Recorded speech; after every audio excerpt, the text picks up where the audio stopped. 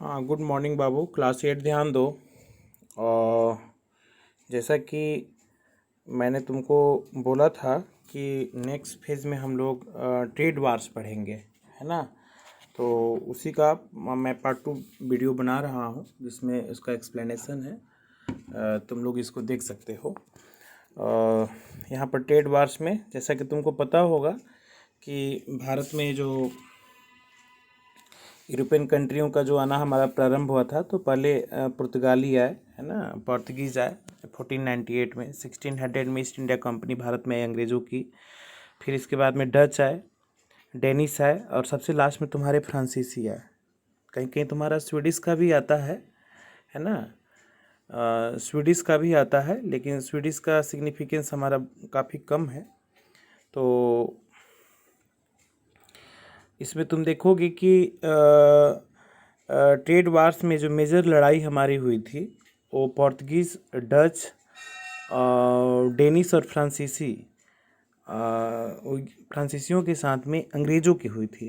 चूँकि east India company Bharat में आई और ये हमारा विजेता रहा। इसने मतलब उस ट्रेड वार में ना ये फ्रांसीसी कंपनियों को, पुर्तगालियों को, डचों को, ये डचों को उसने बहुत बड़े स्तर पर युद्ध में पराजित किया। और उसके जितने भी ट्रेड सेंटर थे ना हमारे, उसको उसने हड़प लिया एक तरीके का, है ना, उसको अपने कब्जे में कर लिया। तो देखो, इसका नाम ट्रेड वार इसीलिए दिया गया है कि चूँकि ये लड़ाई जो थी ना हमारी ट्रेड के लिए हुई थी, बिजनेस, व्यवसाय और व्यापार को करने के लिए हमारा हुआ था। तो इसमें सबसे पहला है तुम्हारा पोर्तुगीज़ के साथ में। सबसे पहला टारगेट हमारा पोर्तुगीज़ का ही हुआ, चूँकि आए थे पहले और ये डोमिनेंट वे में थे यहाँ पर भारत में। तो इनकी अंग्रेज़ों की जो पहली लड़ाई हमारी हुई ना, ये पोर्तुगीज़ों को ही सबसे ठिकाने लगाने का काम हमारा किया गया। और देखो, ये पोर्तुगीज़ में कह रहा है कि जो एक एक सीक्वेंस में क्रम में दिखा रहा है तुम्हारा कि कैसे हमारे पोर्तुगीज़ का प्रभाव हमारे भारत में किस प्रकार का रहा। तो यहाँ देखो, पुर्तगाल का हेनरी का नाम आता है, वो वहाँ का नेविगेटर का काम किया करता था।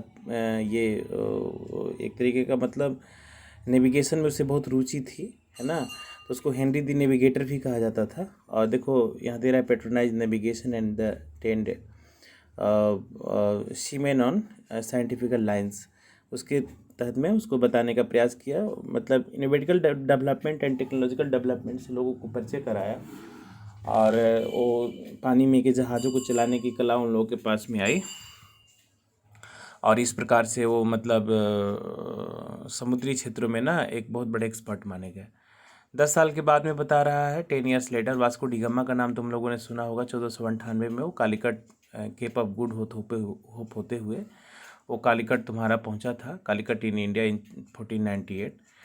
और इसने इस तरीके से पुर्तगालियों का जो हमारा एस्टेब्लिशमेंट भारत में हमारा धीरे धीरे बढ़ा। There are successor of Portuguese traders in India led to a race among the European farmer trade. और इनकी जो लड़ाई थी ना,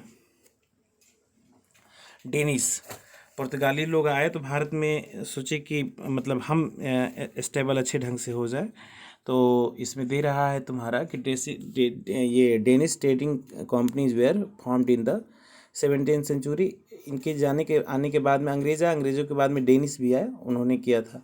और दे रहा है कि पुर्तगाली जो थे ना हमारे, ये उनका मोनोपलाइजेशन का मतलब हमारा एक अधिकार होता है। The trade with the India and the established Goa, Daman and Diu, ठीक है ना। दमन और दीव के क्षेत्रों में, गोवा के क्षेत्रों में भी इन्होंने अपना प्रभाव बढ़ाया। और इन क्षेत्रों पर ना वो अपने ट्रेड सेंटर को स्टेबल करने में हमारे सफल हुए। नेक्स्ट दे रहा है तुम्हारा इसमें डच एंड देयर ट्रेड के बारे में, कि डच लोग का भारत में किस प्रकार का रहा है। तो दे रहा है कि इसकी ईस्ट इंडिया कंपनी जो डचों की थी 1602 में स्टेबल हमारा हुआ था, है ना, into the Dutch East India Company. And their main objective was trade, their for the concentrated their attention of the spice island in the Far East. The main Dutch settlement in India was Cochin में, है है ना। यहाँ तुम देखो इसकी establishment जो थी हमारी कोचिंग एंड नागापट्टनम, है ना। और मद्रास में भी इसका दिखा रहा है। इसको मैंने सारे को ना स्कैन करने के पहले ही मैंने इसको अंडरलाइन कर दिया था, जो अभी वर्तमान में चेन्नई के नाम से है तुम्हारा। Chinsura in Bengal and the control the spice state after the defeating the Portuguese, है ना, and capturing most of the territories. ये पुर्तगालियों को हरा करके ना उसके बहुत सारे ट्रेड सेंटर्स पर हमारा कब्जा कर लिए। And the Danish was made effort to get the share of the Indian trade head factories in Tanjore. Tanjore में भी इन्होंने एस्टेब्लिशमेंट किया था। और श्रीरामपुर में बंगाल में दिखा रहा है, साउथ के क्षेत्रों में भी इसका प्रभाव हमारा देखने को मिलता है। और दे रहा है however sold the settlement to the British in 1845। फिर बाद में इनको भी अंग्रेज़ ने सबक सिखाया, डेनिश को भी। ये पुर्तगाली और डेनिश आपस में लड़ते रहते थे और अंततः उनको 1845 में, है ना, अपना सारा जो कंपनी का अधिकार क्षेत्र था वो ब्रिटिशों को दे करके हमारा जाना पड़ा। अब देखो इसमें नेक्स्ट है the French east India company trading company के बारे में दे रहा है, the French trade in India, कि फ्रांसीसियों का हमारा व्यापार और व्यवसाय भारत में किस प्रकार का था। तो दे रहा है कि European were image to the establishing their business in India, the French also establishing their company. जिस समय यूरोपियन कंट्री जो थी हमारी भारत में अपने अधिकार क्षेत्रों की बात कर रही थी, अपने ट्रेड को स्टेबल करने के बारे में सोच रही थी, तो फ्रांसीसियों ने भी सोचा कि मैं कंपनी स्थापित करूंगा भारत में। और देखो 1664 the French east India company was formed, ये बनाया गया। ये सबसे लेट में आए थे, 1700 तुम्हारे 64 के आसपास में ये भारत में आए थे। और दे रहा है दिसंबर 1767 तक first French factory was stable at the Surat by the Francis Caron, है ना, who was the director general of the company. इसके नाम से ये तुम्हारा खुला। और इसके बाद में नेक्स्ट तुम्हारा मुसोलीपट्टनम में, यहाँ देखो मुसोलीपट्टनम में तुम्हारा सेकंड जो हमारा एस्टेब्लिशमेंट हुई 1672 में। इसका नाम था फ्रांसिस मार्टिन था, जो डायरेक्टर जनरल अपॉइंट किया गया था। और कहा जाता है कि he was one of the real founder of the French company in India. फ्रांसीसी कंपनी को स्थापित करने में हमारा ये फ्रांसिस मार्टिन का नाम बड़े स्तर पर लिया जाता है। इसके बाद में देखो बीजापुर गोलकुंडा के शासकों से पौंडीचेरी को इसने एस्टेब्लिशमेंट किया। फिर इसके बाद में चंद्रनगर, ये बंगाल के क्षेत्रों में, बालासोर हो गया, और कासिम बाज़ार भी हमारे बंगाल का है। ये देखो चंद्रनगर, कासिम बाज़ार, और ये माहे तुम देख सकते हो इसका पुडुचेरी का ही पार्ट हमारा है। केरला के रीजन में तुम्हारा वेस्ट कोस्टल रीजन पर तुम्हारा पाया जाता है, मलाबार कोस्टल रीजन में। 1739 तक इसके एस्टेब्लिशमेंट जो थी धमक था हमारा ये फ्रांसीसी जो हमारी कंपनी थी, establish the Karaikal on the Coromandel coastal regions पर भी इसको तुमको देखने को मिला। कोरोमंडल ईस्ट वाला रीजन हुआ हमारा, east coastal region. The French company had to the headquarters in Puducherry. और ये भारत में दिखा रहा है कि मॉरिशस और अन्य क्षेत्रों से भी इसका प्रभाव हमारा बढ़ा। इसके बाद में दे रहा है कि इस तरीके से फ्रांसीसियों का बढ़ता हुआ प्रभाव जो था हमारा ना अंग्रेज़ों को खटकने लगा। और इसमें दे रहा है कि rebel of the English in the region there intense, है ना, रिबलरी resultant in the 3 Carnatic war in India. अंग्रेज़ों को ये डर लगने लगा कि फ्रांसीसी अगर इसी तरीके से कामयाब होते चले गए ना तो उनकी दाल नहीं गल पाएगी। क्योंकि यूरोप से जितनी भी कंपनी आई थी सबका नाम ईस्ट इंडिया कंपनी था। तुमको मैं बार बार बता भी रहा हूँ कि ईस्ट इंडिया कंपनी इसलिए था कि ये भारत जो है हमारा पूरब में है, एक वेस्ट इंडीज़ है, एक ईस्ट इंडीज़ है। तो वेस्ट इंडीज़ पश्चिम में चला गया तुम्हारा। और ये जो खोज हुई थी हमारी, तो बाद में पता चला कि एक्चुअल भारत हमारा ये है। तो हुआ कि जब इंडीज़ उसका नाम पड़ गया है तो उसको भी नाम छोड़ दिया जाए, और एक्चुअल इंडीज़ सिंध क्षेत्र हमारा ये था तो इसको ईस्ट इंडीज़ कहा गया, और वो हमारा वेस्ट इंडीज़ हुआ। एक देश हमारा वेस्ट इंडीज़ है। तो ये जो ईस्ट इंडीज़ हुआ इसी के नाम पर ईस्ट इंडिया कंपनी हुई। उस समय भारत की पहचान दो हुआ करते थे कि एक भारत हमारा पश्चिम में है और एक भारत हमारा पूरब में है। तो चूँकि यूरोपियन कंट्री जो भी है सब पश्चिम के देश हमारे हैं, वो पूरब की तरफ आते थे, तो उन्होंने उस कंपनी का नाम रखा हमारा ईस्ट इंडिया कंपनी। और सारी कंपनी जो थी ना वो चाहती थी कि भारत में इन किन प्रकार अपने आप को ने स्टेबल करें। याद करो तुम लोग क्लास 7 और उसके पीछे की कहानी कि कैसे लूटने वाले जो शासक थे, रूलर थे हमारे, उनके कानों में जाकर के सब बातें वहाँ के जो लेखक और कवि लोग जाके बताते थे कि भारत कितना खूबसूरत और कितना सुंदर है और वहाँ धन संपदा कितना भरा पड़ा हुआ है। तो सब आता था लूटने के लिए। तो यहाँ भी इस तरीके की जो यूरोपियन कंट्री वाले जो देश थे हमारे, उनके आने का एक ही मात्र कारण था कि भारत में उनको संभावना दिखती थी बिजनेस और व्यवसाय और व्यापार को करने को लेकर के। चूँकि भारत में प्राकृतिक संपदाएं हैं, नेचुरल जितने भी हमारे मटेरियल्स थे काफ़ी बड़े स्तर पर उपलब्ध हैं। दूसरा, रॉ मटेरियल्स की जहाँ रिक्वायरमेंट है, जो जहाज़ तैयार माल लेकर के आता था वही खाली इधर से जाता था तो उसमें माल को लोड करके भेज दिया जाता था। इसके बाद में पॉपुलेशन ज़्यादा होने के कारण सस्ते लेबर यहाँ मिल रहे थे, है ना, वो उनको चाहिए था, है ना।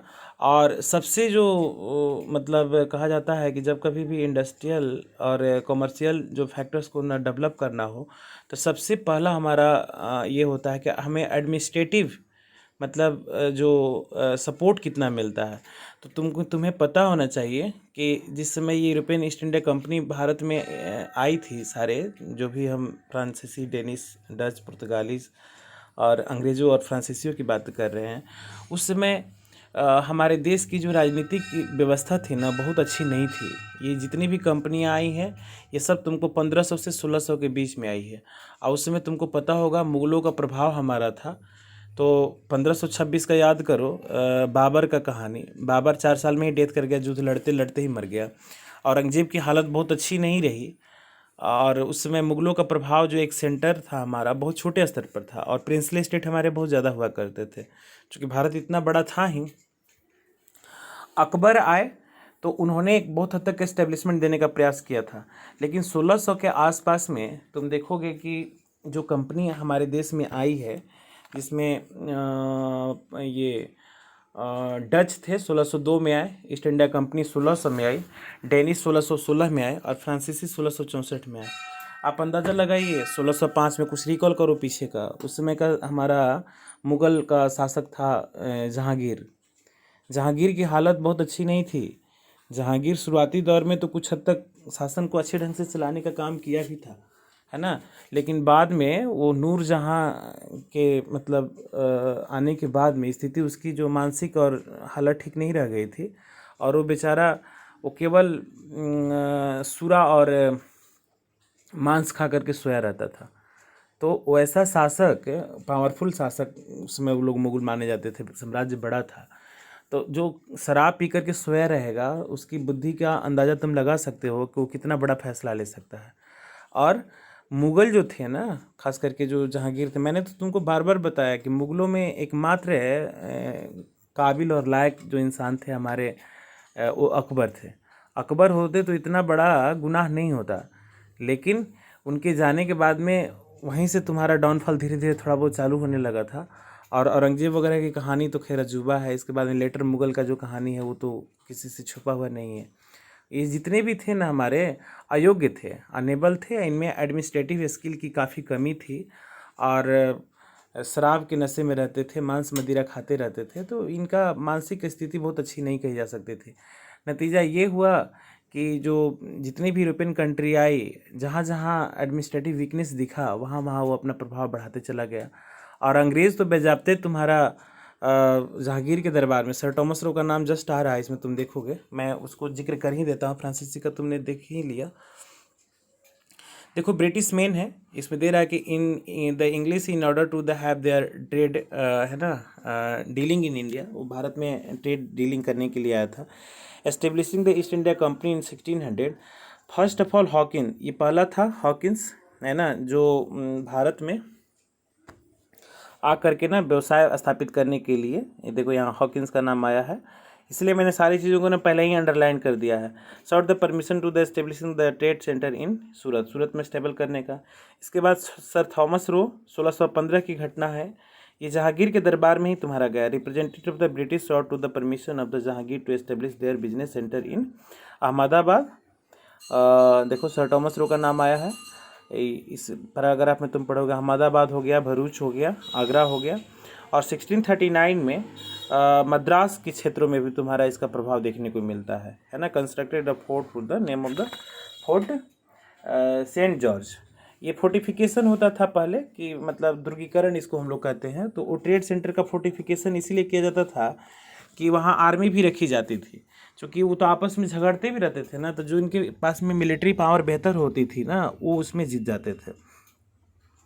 और ये पोर्तुगीज़, डेनिश, डच ये जो थे तो ये तो लगभग मतलब प्रभाव इनका समाप्त छोटे छोटे स्तर पर थे। तो एक्चुअल लड़ाई हमारा अंग्रेज़ों का फ्रांसीसियों के साथ था हमारा, ठीक है ना। इस पर हम कर्नाटिक वार पर चर्चा करेंगे भी तुम्हारा।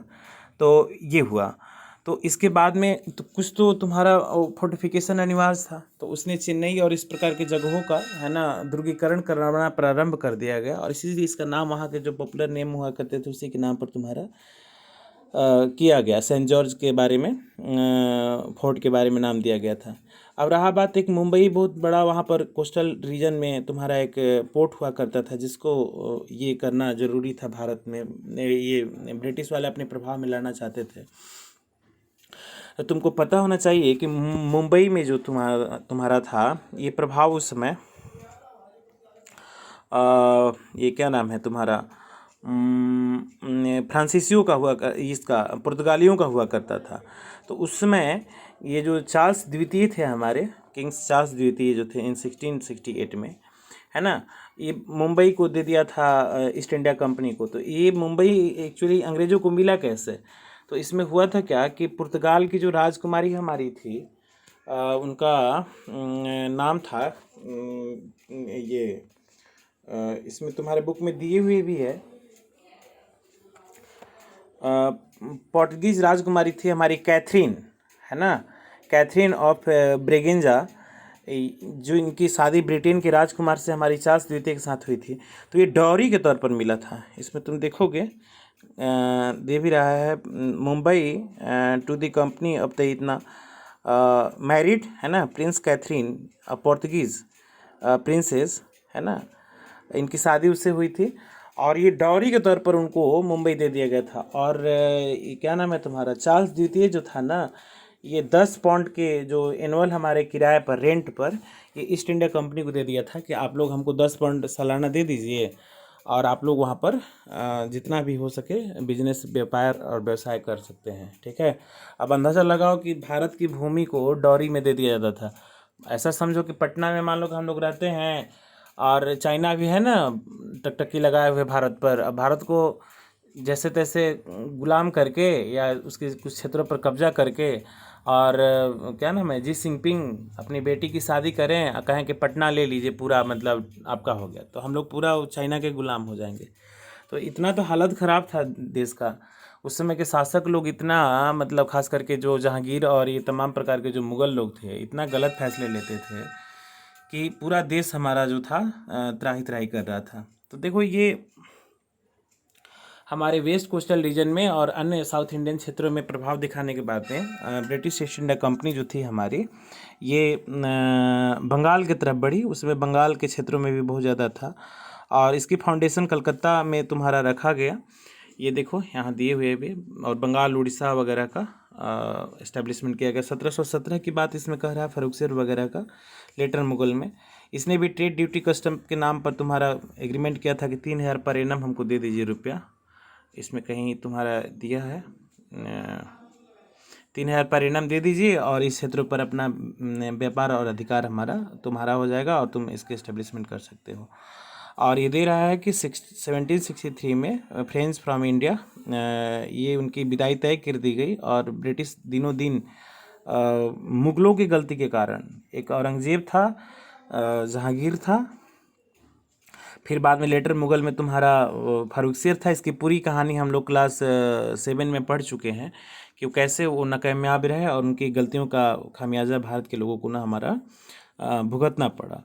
और इसमें दे रहा है कि the main motive of this traders war make a maximum profit और they wanted to buy the goods and the cheap rate. वो चाहते थे कि सस्ते सामान यहाँ से हम लोग ये ऊपर करें, है ना। देखो यहाँ चीप रेट पर and sell at the high profit, इसको ऊंचे दामों पर हम बेचे। बिजनेस का तो यही होता है ना फंडा हमारा, कि कहीं से सस्ते दाम पर सामान खरीद के लाएं और उससे महंगे दामों पर बेचें, ज़्यादा से ज़्यादा महंगा। मॉल उल में तो यही होता है। मॉल में क्या होता है, मॉल में जाकर तुम जितने भी कपड़े ब्रांड के नाम पर तुम 3-3 हज़ार रुपये खर्च करते हो, उसकी एक्चुअल लागत तुम्हारी 700-800 रुपये होती है। तो आपको लगता है कि नहीं हमें ब्रांडेड ही चाहिए, वही कोई लोकल में तुमको बना के देगा तो तुम्हें पसंद नहीं आएगा। तो ये यूरोपियन कंट्री का तो मैंने बार बार बताया है कि यहीं के रॉ मटेरियल सस्ते मज़दूरों को लेकर के जाते थे, उसको मैन्युफैक्चरिंग करते थे और फिर ला करके हमारे इंडियन मार्केट में बेचते थे, और पैसा इन्होंने ऐसे ही कमाया। और इसमें दे रहा है कि ये जो लड़ाई थी हमारी, इसमें दे रहा है कि this led the force competition to the रेबलरी among the companies of the different countries in each other wanted to dominate and control the market. अब ये जितने भी थे डच, पोर्तुगीज़, इंग्लिश, फ्रांसीसी, सब आपस में लड़ते थे। इनका एकमात्र था उद्देश्य कि हम इन किन प्रकार डोमिनेंट रोल प्ले करें ये ट्रेड में, और पूरे मार्केट को कंट्रोल हम करें। British and the French power and most successful and drop away from the Portuguese and the Dutch and the Danish.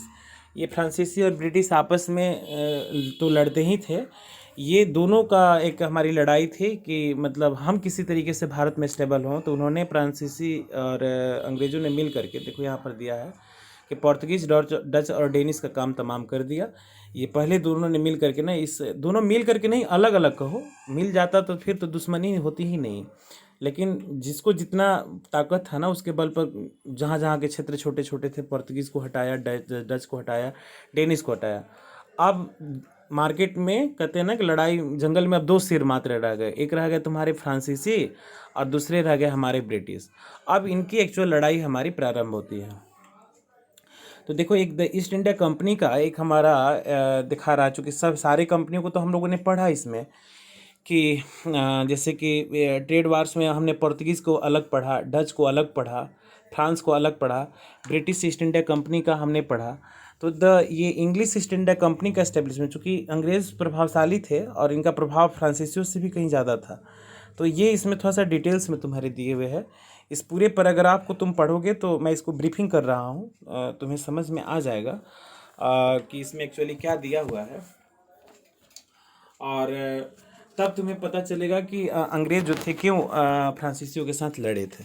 तो देखो इसमें दे रहा है कि the English became the supreme noble power in the Europe after defeating the Spanish, है ना। ये अरमदा में 1598 में जो लड़ाई लड़ी गई थी, तो उसको हटा करके वहाँ से इसका प्रभाव यहाँ पर बढ़ा। The became an access to the trade with the Asian countries and the organize a company to do trade with the east. ये पश्चिम पूर्वी देशों के साथ में व्यापार बढ़ाने का हमारा एक तरीका ईजाद किया। पहला पैराग्राफ में तुम्हारा दिए हुए हैं।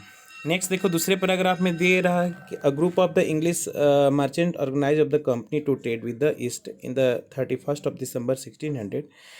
क्वीन एलिजाबेथ, ये रानी जो थी ना, क्वीन एलिजाबेथ, इन्होंने एक कंपनी लॉ के लिए हमारा एक चार्टर्ड प्रोवाइड किया कि फ्रीली तुम ना किसी भी देश के साथ बिजनेस, व्यापार और व्यवसाय कर सकते हो, उसमें कोई ये नहीं होगा, हस्तक्षेप हमारा नहीं होगा। और कैप्टन हॉकिंस के नेतृत्व में, है ना, 1600 में ये सूरत में 1612 में पहली कोठी हमारी अंग्रेज़ों की खुलती है।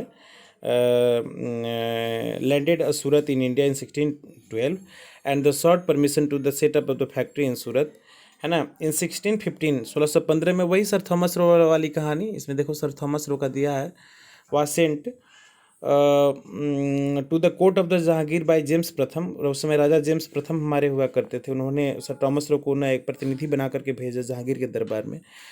ही वॉज एबल टू, है ना, secure certain trading concession for the English company from the Mughal emperor.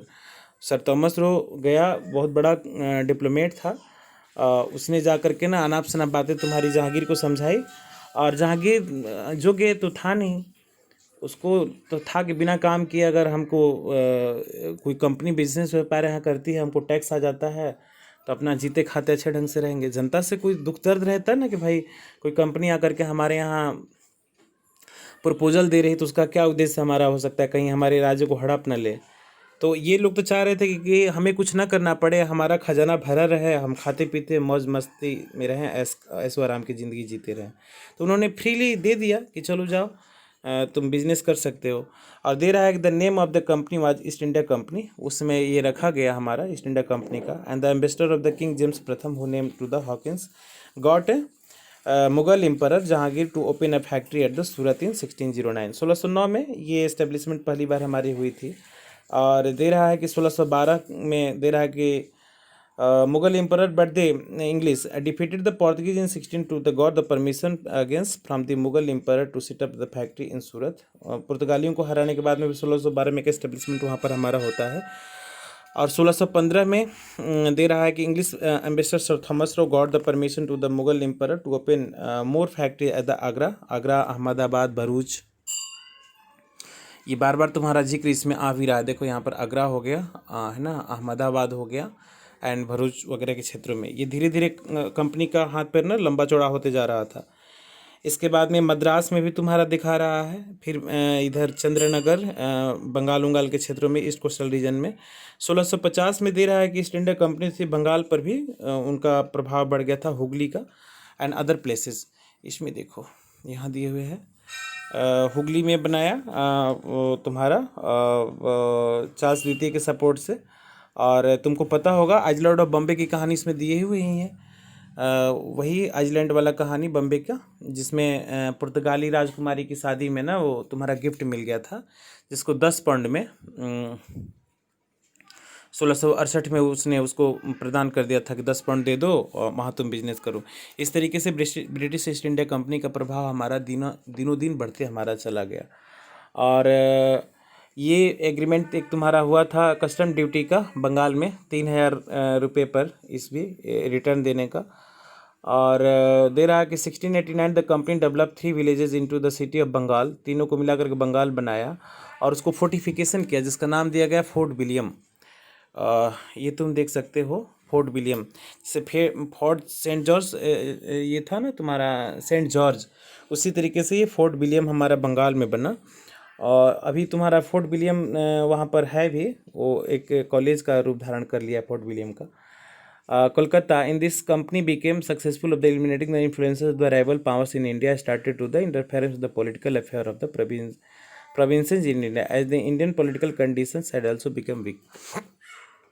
यहाँ पर मैंने जिक्र कर दिया है कि जिस तरीके से जो अंग्रेज़ों का प्रभाव हमारा बढ़ते चला गया था, VVI कर भी दिया है, देख लेना। तो ये न केवल अपनी राइवल मतलब जो थे, अभी अब तक ही मात्र बच गया था फ्रांसीसी, उसी को दूर करना था, उसी को न केवल दूर करना था, उसने इसका भी गलत फ़ायदा उठाया कि देश में जो पॉलिटिकल सिचुएशन थी हमारी मुग़लों का और बंगाल उंगाल के जो प्रिंसली नवाब थे हमारे, इनकी बहुत अच्छी स्थिति नहीं थी, इसका गलत फ़ायदा कंपनी उठाना चाहती थी और ये बहुत हद तक इस पर कामयाब भी रहे थे। तो ये अंग्रेज़ों की पूरी कहानी भारत में शुरुआती दौर के एस्टेब्लिशमेंट को लेकर के हमारी देखने को मिलती है। नेक्स्ट से दे रहा है कि एंग्लो और फ्रांसीसियों के जो हमारी रेवलरी कंडीशंस हमारी साउथ इंडिया में हुई उसके बारे में। तो जैसे भारत के उत्तरी भागों में इनका वर्चस्व रहा, लड़ाई आपस में होती रही, उसी तरीके से इसमें दे रहा है कि डच के पोर्तुगीज़ को France and the English came to India traders, ही इंट्रोडक्शन दे रहा है कि चारों एक साथ आए थे देश में व्यापार और व्यवसाय करने के भारत के लिए, और ये चाहते थे कि they could make a huge profit through the trade, ये बिजनेस के माध्यम से करना चाहते हैं। Centre of the trade off all them was the same, Bharat में जितने भी थे हमारे सब चीज़ एक ही था, कॉमन सबके लिए था। और दे रहा है इसमें कि naturally the feeling of the competition across among them and the result then became the rival of the each other. अब ये अपने आप को स्टेबल करने में इतने ज़्यादा मगन हो गए और सभी एक ही सेंटर पर काम करते थे, तो ये आपस में ना दुश्मनी का एक भाव पैदा इनके अंदर में हो गया। ठीक है, कि कैसे इंडियन मार्केट को ना हम अपने मतलब कैप्चर में ले लें।